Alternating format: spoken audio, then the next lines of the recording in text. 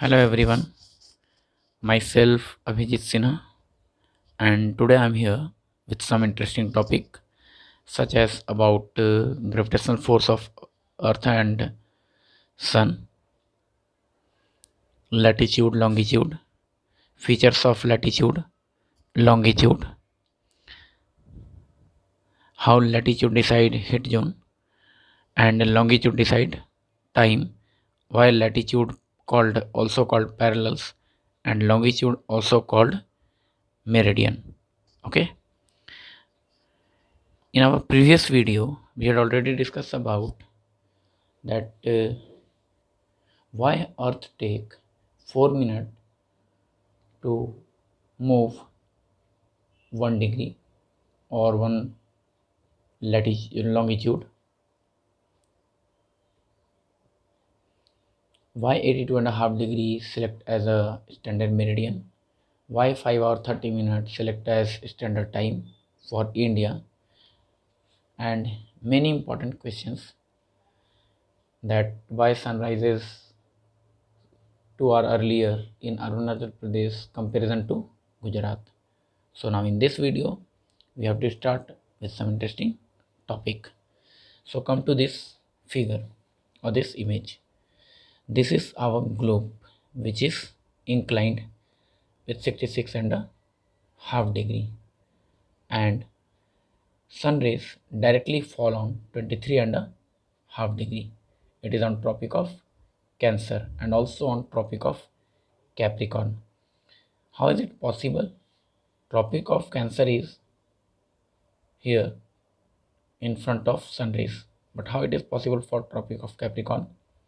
Just wait and see. Listen carefully, video को forward करके नहीं देखेंगे, ठीक है।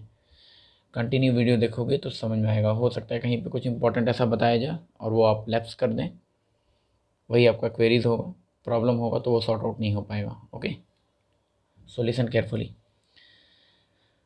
अर्थ जो है वो ग्रेविटेशनल फोर्स के कारण थोड़ा सा इंक्लाइंड है। अब इंक्लाइंड है ये कैसे पता चला कि 66.5 डिग्री पे ही इंक्लाइंड है। अर्थ का जो पोजीशन है North pole and south Pole ये है, थोड़ा सा ये टिल्ट है। अब ये जिस डिग्री पे टिल्ट है इस लाइन को पहले ड्रॉ कर लिया गया। ओके, 180 डिग्री एक लाइन यहाँ पे ड्रॉ किया गया perpendicular, it is 90 degree. And then earth का जो इंक्लाइंड पोर्शन है जब इस एंगल को फाइंड आउट किया गया तो ये 66.5 डिग्री निकला। ओके, नेक्स्ट वन इज यहाँ से यहाँ तक 66 यहाँ से यहाँ तक 23.5 degree, 23.5। how we have to measure? So just look, this is 90 degree and this angle is on 23.5। तो यहाँ पे भी 23.5, यहाँ पे भी 23.5, तो यहाँ का एंगल 23.5 डिग्री का। नाउ दिस वन इज 23.5, ये this one is 23.5, Tropic of Cancer, and 66 is this one. It means यहाँ से लेकर यहाँ तक 66। Okay, this is, so this line is covered with 66.5 degree. So 23.5 degree Tropic of Cancer, same as it is on this position। जब ये अर्थ move करेगा, rotate होगा अपने जगह पे, तो ये पोर्शन सन के सामने होगा। तो ट्रॉपिक ऑफ कैप्रिकॉर्न भी 23.5 degree south, it is also come in front of sun after 12 hour और आफ्टर सम आवर।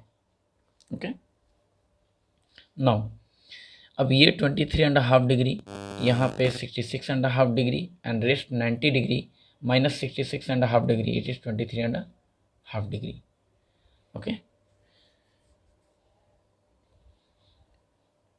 ये था अर्थ का इंक्लिनेशन पोर्शन या inclined face. Inclined face 66.5 degree का। ओके, तो 23.5 degree tropic of Cancer and 23.5 degree tropic of Capricorn पे sunrise जो होगा वो डायरेक्ट फॉल होगा। ठीक है, इक्वेटर पे जो सनराइज होगा वो स्लैंटिंग होगा। ओके, स्लैंटिंग मीन्स अगर ये सनराइज मान लेते हैं यहाँ पे सन का लाइन है, तो ऑब्वियस है यहाँ पे सनरेज डायरेक्टली फॉल हो रहा है। अब बाकी इसके जहाँ जहाँ पे सनरेज फॉल होगा वो ऑलमोस्ट स्लैंटिंग होगा, ठीक है, होगा वो डायरेक्ट ही पड़ेगा बट स्लैंटिंग वे में होगा। क्यों? यहाँ से यहाँ तक जो दूरी सनरेज कवर करेगा, यहाँ तक पहुँचने में उसको टाइम ज़्यादा लगेगा। Is it clear?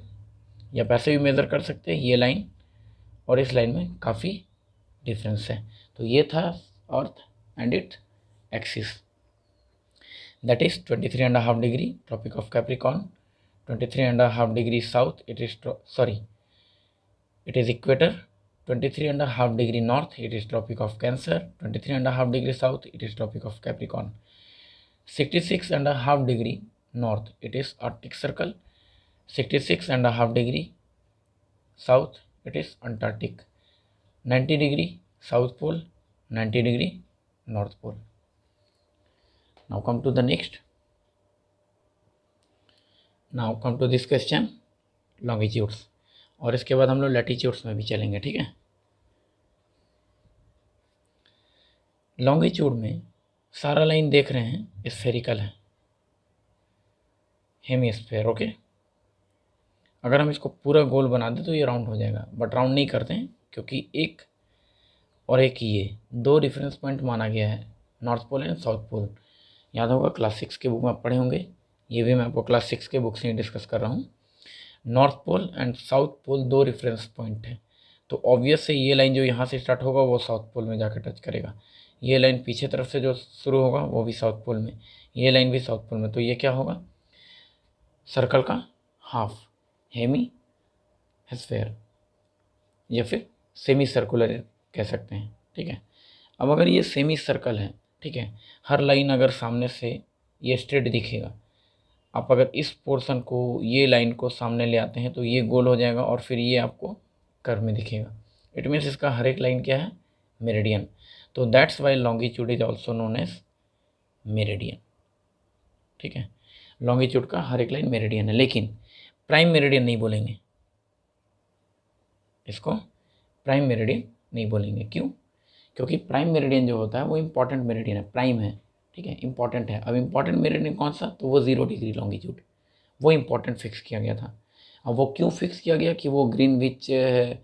क्योंकि वो लंदन, ब्रिटेन का लंदन एक शहर है, उसका एक जगह है ग्रीनविच जहाँ से वो क्रॉस करता है, तो that's why it is called Greenwich Mean Time, और prime meridian is also known as Greenwich. अब वो ग्रीनविच ही क्यों कहलाया? क्यों ग्रीनविच में ही हम सेलेक्ट किए उसको? किसी और कंट्री में भी रख सकते थे, इस लाइन का कोई और लाइन भी सेलेक्ट कर सकते थे, इस लाइन को सेलेक्ट करते तो हो सकता है ये ग्रीनविच नहीं होता, कोई और से कंट्री से क्रॉस करता, ठीक है। तो एट दैट टाइम जिस समय ये डिस्कशन चल रहा था या फिर जिस समय ये मीटिंग हुआ था, कॉन्फ्रेंस हुआ था ये डिस्कस करने के लिए कि कौन सा लाइन जो होगा वो ग्रीनविच होगा, उस समय ब्रिटेन जो था वो कॉलोनियल पावर था, ठीक है। वर्ल्ड के मोस्ट ऑफ द कंट्री में ब्रिटेन का रूल था। तो ब्रिटेन के रूल होने के कारण फिर वहाँ पे देखा गया कि कौन सा एरिया है जो कॉमर्शियल पर्पस से या ट्रेड पर्पस से इम्पॉर्टेंट है, तो वो लंदन को देखा गया। अब उसके बाद देखा गया कि उसका कौन सा ऐसा जगह है जो सबसे ज़्यादा ट्रेड सरप्लस प्रोवाइड करता है या फिर ट्रेड कोई एक इम्पॉर्टेंट फैसिलिटी प्रोवाइड करता है या फैसिलिटेट करता है ट्रेड को, ठीक है। तो वो ग्रीनविच को डिसाइड किया गया, ठीक है। तो इसको भी एक छोटा सा पॉइंट में डिस्कस कर देते हैं कि कौन सा कॉन्फ्रेंस हुआ था और कब हुआ था ये।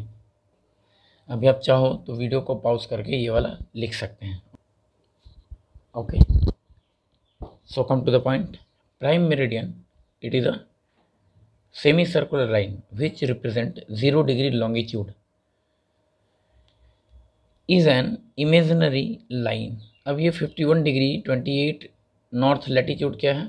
तो यहाँ से जो लैटिट्यूड क्रॉस करता है कहाँ पे? ग्रीनविच वाले जगह से, ग्रीनविच वाले जगह से जो लैटिट्यूड क्रॉस करता है वो 51 डिग्री 28 नॉर्थ लैटिट्यूड है, ठीक है। Now it is an imaginary line and could have been chosen anywhere, Greenwich was chosen as a prime meridian. मतलब प्राइम मेरिडियन जो है वो लॉन्गिट्यूड जो लाइन है वो कहीं से भी सेलेक्ट कर सकते थे, किसी भी लाइन को सेलेक्ट कर सकते थे आउट ऑफ 360, टोटल 360 लाइन है, वो 360 लाइन में से किसी को भी हम लोग सेलेक्ट कर सकते थे। Greenwich was chosen as prime meridian because it was voted as the prime candidate by an allied group of astronomers during the International Meridian Conference 1884। 1884 में ये मीटिंग हुआ था इंटरनेशनल मेरिडियन कॉन्फ्रेंस को लेकर। ऑब्वियस है, कोई भी कॉन्फ्रेंस होता है तो उसको वो नाम दे दिया जाता है। यहाँ पे मेरिडियन को सिलेक्ट करने के लिए कॉन्फ्रेंस हुआ था, तो that's why this conference is known as International Meridian Conference 1884। The International Meridian Conference took place in October 1884 in Washington, D.C. 20 nations were represented at the conference by 41 delegates। 21 nations participate किए थे, जिसमें से 41 delegates जो थे वो उस meeting में शामिल थे, कॉन्फ्रेंस में शामिल थे। The Greenwich meridian was chosen as become the prime meridian of the world. There were several reasons for this. First one is nearly 2/3 of the world's ships were already using chart based on it। कहता है सबसे पहला reason क्या था, बहुत सारा reason था इस चीज़ को सिलेक्ट करने के लिए, ग्रीनविच को सिलेक्ट करने के लिए एज द प्राइम मेरिडियन। उसमें से पहला रीज़न जो था वो था 2/3 ऑफ द वर्ल्ड शिप, पूरे वर्ल्ड का जो 2/3 शिप था वो यहीं से यूज़ होता था। Next is using chart based on it. Second one is 72% commerce depend on that area. इस एरिया पे 72% कॉमर्स जो था वो डिपेंड कर रहा था। थर्ड क्या था, the voting was 22:1 in favour of Greenwich.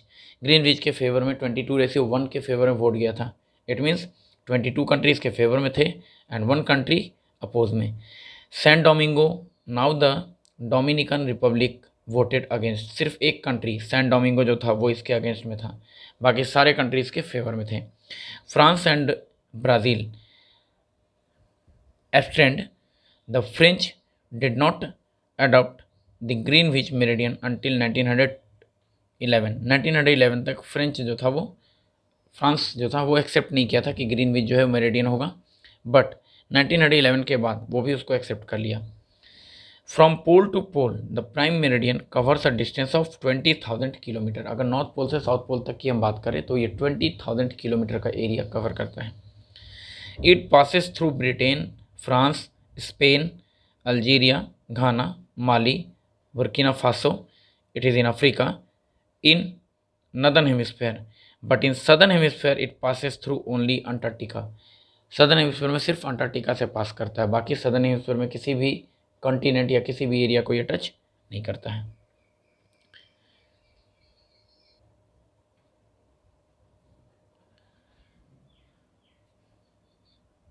It also passes through Greenland Sea, Norwegian Sea, Mediterranean Sea, South Atlantic Sea and Southern Ocean। Southern Ocean it is also known as Atlantic Ocean।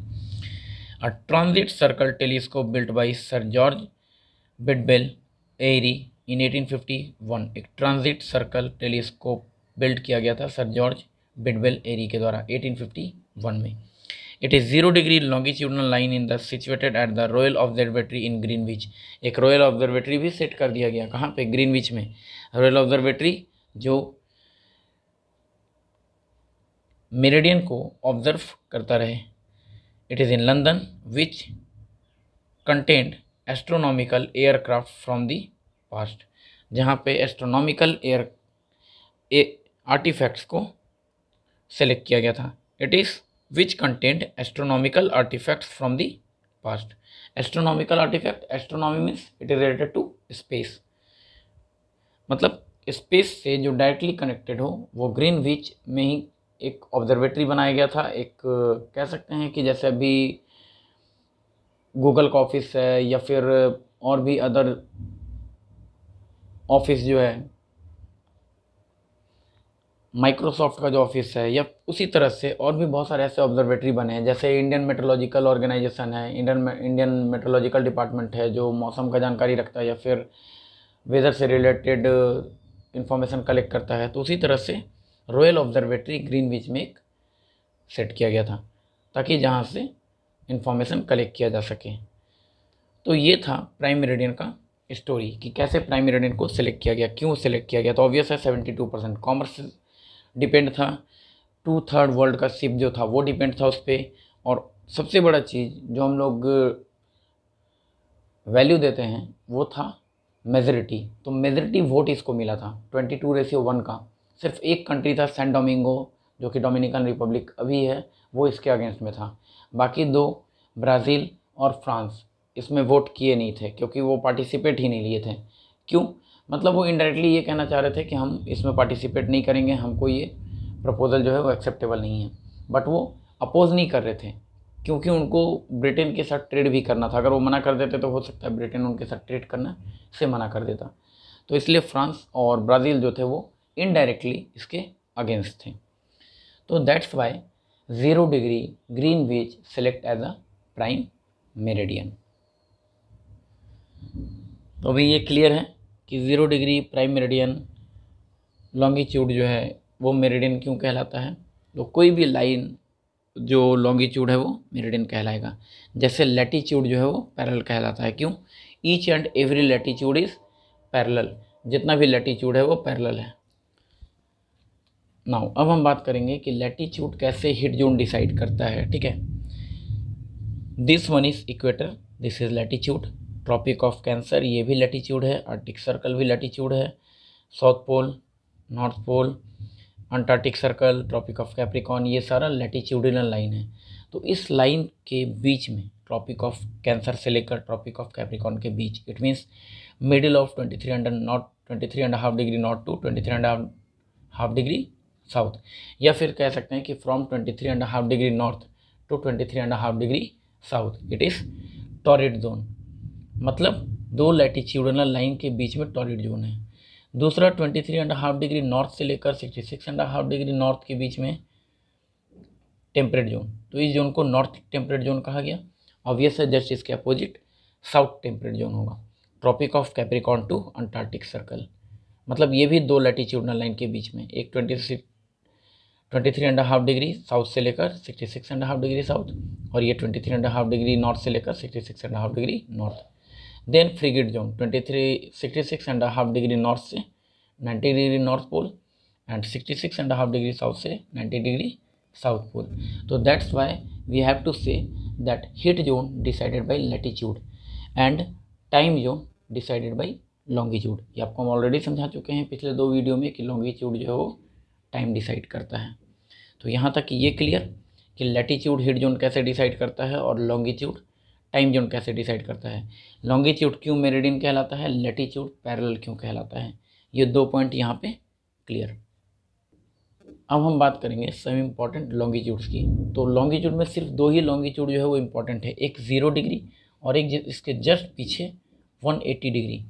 अभी आप लोग देखेंगे कि जब आप लोग map देखते हैं या एटलस देखते हैं तो उसमें 180 डिग्री ईस्ट होता है और 180 डिग्री वेस्ट होता है। ठीक है, इसको समझने के लिए कोशिश करोगे। ठीक है, ये थोड़ा सा टफ है। मान लेते हैं कोई भी एक चीज़ बॉल शेप में है, अगर इसको हम इसके जस्ट अपोजिट साइड से अगर कट करेंगे, फ्लैट सरफेस में अगर इसको फैला देंगे तो ये इस शेप में फैल जाएगा। ठीक है, यही 180 डिग्री इधर से अगर हम जाएंगे 1 2 3 4 काउंट करते हुए तो 180 इधर से ईस्ट हो जाएगा, और इधर से अगर जाएंगे तो 180 वेस्ट। और ये 180 डिग्री को इंटरनेशनल डेट लाइन कहा जाता है। ठीक है, क्यों? क्योंकि इंटरनेशनल वे में ये डेट फिक्स करता है, डेट डिसाइड करता है। अब यहाँ पे इस मैप में हम देखेंगे कि ये डेट कैसे डिसाइड करता है। ठीक है, जैसे हम यहाँ से चलते जा रहे हैं, मान लेते हैं ये 0 डिग्री प्राइम मेरिडियन जो है यहाँ पे ग्रीनविच है। ठीक है, जैसा कि पिछले वीडियो में हम लोग देखे थे कि इंडिया जो है वो 5 आवर 30 मिनट आगे चलता है। ठीक है, ग्रीनविच से। तो जब हम यहाँ से बढ़ते बढ़ते जाएंगे तो यहाँ पे क्या हो जाएगा, यहाँ पे 12 आवर हो जाएगा। क्यों? पूरा राउंड सर्कल को अगर हम कैलकुलेट करते हैं तो 24 आवर में कैलकुलेट करते हैं, ये भी पढ़ चुके थे पिछले वीडियो में। ठीक है, पूरा एक सर्कल जो होता है वो 24 आवर का। क्यों? क्योंकि एक रोटेशन अर्थ पूरा करने में 24 आवर लेता है, तो हाफ रोटेशन पूरा करने में 12 आवर। ठीक है, अब ये इंटरनेशनल डेट लाइन क्या है, तो यहाँ से जब हम इधर चलते हैं, मतलब 180 से अगर हम किधर वेस्ट की तरफ चलेंगे प्राइम मेरिडियन के अकॉर्डिंग, इधर वेस्ट है इधर ईस्ट है, तो वेस्ट की तरफ देखिए क्या लिखा हुआ है माइनस, एंड ईस्ट की तरफ प्लस। तो जैसे ही हम इधर आएंगे तो एक दिन माइनस हो जाएगा, -1 डेज। अब ये -1 डेज कैसे होगा? अगर यहाँ पे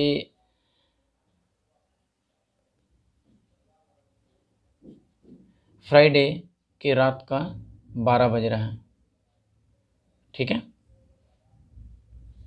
यहाँ पे फ्राइडे नाइट 12 हो रहा है, ठीक है। तो जब इस तरफ से काउंट करेंगे तो इधर माइनस होगा और इधर प्लस चलेगा।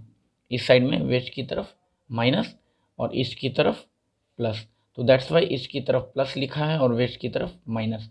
तो जब हम इस साइड चलेंगे तो टाइम जो होगा वो माइनस में कैलकुलेट होगा और इस तरफ चलेंगे तो टाइम प्लस में कैलकुलेट होगा। जैसे इंडिया इसके ईस्ट में है तो इंडिया में टाइम प्लस होता है, वेस्ट में क्या होगा तो वेस्ट में अफ्रीका होगा, ठीक है, नॉर्थ अमेरिका साउथ अमेरिका होगा, तो उस तरफ जब जाएंगे तो टाइम जो होगा वो माइनस होगा।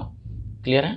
तो दैट्स वाई 180 डिग्री को इंटरनेशनल डेट लाइन कहा जाता है। मतलब इसके इधर आते ही डेट चेंज हो जाता है और इसके इधर जाते भी डेट चेंज होगा, ठीक है। चेंज तो प्राइम मेरिडियन के पास भी होगा, लेकिन इसको 0 मान लिया गया है, तो एक्चुअली टाइम कहाँ पे चेंज होगा? ठीक 12 घंटे के बाद, ठीक है। तो इसको मान लिया गया कि यहाँ पे दिन का 12 बज रहा है, 12 नून हो रहा है, ऐसा इमेजिन किया गया, ठीक है। अब आप बोलेंगे सर अगर हम सुबह का 5 बजे का अगर यहाँ पे टाइम ले लें तब तो यहाँ पे जाने के बाद तो डेज चेंज नहीं होगा, क्योंकि यहाँ पे 12 आवर जोड़ेंगे तो शाम का 17 मतलब 5 PM होगा, तो फिर इधर तो डेज चेंज नहीं हो रहा है, तो फिर इंटरनेशनल डेट लाइन क्यों बना?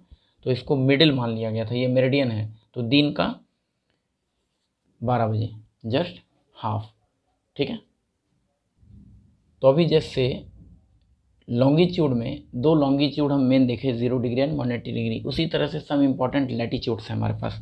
0 degree 23.5 degree north, 66.5 degree north and north pole it is 90 degree, 23.5 degree south, 66.5 degree south and south pole 90 degree south pole, this one. Is it clear? ठीक है। तो टोटल लैटिट्यूड्स जो important है वो हमारे पास 7, 1 2 3 4 5 6 7 and total longitudes important longitudes it is only 2, 0 degree and 180 degree. इस video में आपका चैप्टर लास्ट होने वाला है, ठीक है, और इसके बाद हम लोग next chapter physical features of India देखेंगे। ओके, तो वीडियो के लास्ट में एक इम्पॉर्टेंट चीज़ और बता दें आपको कि कैसे हम लोग लाइन डिसाइड करते हैं लैटिट्यूड का, that is 0 degree equator, 23.5 degree, 66.5 degree और 90 डिग्री। सर्कल को क्या किया गया? हाफ कर दिया गया पूरे ग्लोब को, ठीक है। हाफ करने के बाद यहाँ से एंगल लिया गया, यहाँ से नहीं, यहाँ से तो लॉन्गिट्यूड डिसाइड किया गया है टोटल 360, यहाँ से एंगल डिसाइड किया गया 0 डिग्री, इधर भी 0 डिग्री। अब इस सर्कल को अगर सामने फेस कर लेते हैं तो सामने फेस से क्या दिखेगा? ये 0 डिग्री दिखेगा और यहाँ पे ये 90 डिग्री।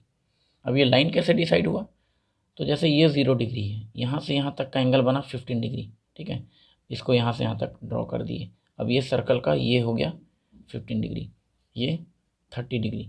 अब इसी के जस्ट बीच में होगा 15 और 30 के बीच में 23.5, ठीक है। ऑलमोस्ट हाफ अगर करेंगे तो 22.5 होगा, बट 23.5 वो क्यों? क्योंकि अर्थ के इंक्लिनेशन के कारण, ठीक है। नेक्स्ट 45, 60, 75 एंड 90 वाला जो लाइन होगा वो ये। तो थोड़ा सा जो अर्थ है वो संतरा के जैसा दिखता है, ऑरेंज के जैसा दिखता है, जिसको हम स्फेयर कहते हैं, सर्कल नहीं कहते हैं, पूरा गोल नहीं है वो, स्फेयर के जैसा है, दोनों साइड से नॉर्थ और साउथ पोल की तरफ चपटा है, ठीक है। तो दैट्स वाई हम लोग उसको स्फेयर कहते हैं। तो 2 पार्ट में जब डिवाइड होता है तो northern hemisphere and southern hemisphere, otherwise northern semi circle और सदर्न सेमी सर्कल कहते हैं, बट सर्कल में है नहीं, स्फेयर में है, तो स्फेयर का हाफ हेमिस्फेयर एंड बाकी 2 रेफरेंस पॉइंट हमारे पास है, it is north pole and south pole. अभी भी अगर कुछ क्वेश्चन अगर बाकी रह गया हो अर्थ से रिलेटेड कोई भी, तो आप वीडियो के लास्ट में कमेंट सेक्शन में रिप्लाई दे सकते हैं। और बाद बाकी सेम चीज़, अगर आप चाहते हैं कि आपके और भी फ्रेंड्स जो भी दूसरे फर्दर स्कूल में हैं, आप चाहते हैं कि उनको भी इस वीडियो से कुछ सीखने के लिए मिले, अगर इस वीडियो में इंपॉर्टेंट चीज़ लगा हो तो शेयर करेंगे इसको, ताकि बाकी लोग भी अपना क्वेरीज डाल सकें। और जब वो अपना क्वेरीज डालेंगे तो आप बीच में इस वीडियो को खोल के मैसेज देख सकते हैं, कि उनका क्वेरीज क्या है, तो हो सकता है उस क्वेरीज के थ्रू आपका भी प्रॉब्लम सॉल्व हो। ओके, तो फिलहाल इस वीडियो में इतना ही। नेक्स्ट हम लोग मिलते हैं अगले वीडियो में with physical features of India. Okay, thanks to all of you.